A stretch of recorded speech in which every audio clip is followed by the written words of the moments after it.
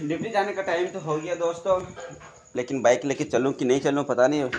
ज़रा भी तेल नहीं है, देखिए एक बूंद भी हमको नहीं लगता है। 5 दिन से खड़ा है वो भी सूख गया वो जो था, क्योंकि गैरेज से आते आते दोस्तों बाइक जो है झटका मारना स्टार्ट कर चुका था। देखिए पेट्रोल पंप तक भी जाएगा नहीं। चलिए एक डब्बा लेके चलते पेट्रोल लाने के लिए। पेट्रोल का डब्बा होता है, पानी का डब्बा दीजिए।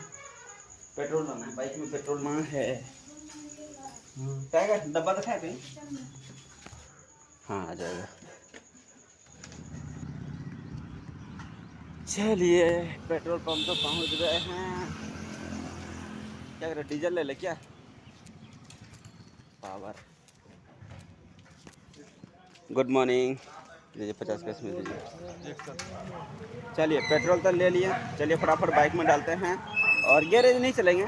सबसे पहले हम जाएंगे राशन लाने के लिए, क्योंकि ये लोग अभी तक हम राशन लाए नहीं है। पेट्रोल ऐसे ही रहता है, ये पावर है ना, ये गिरना नहीं है।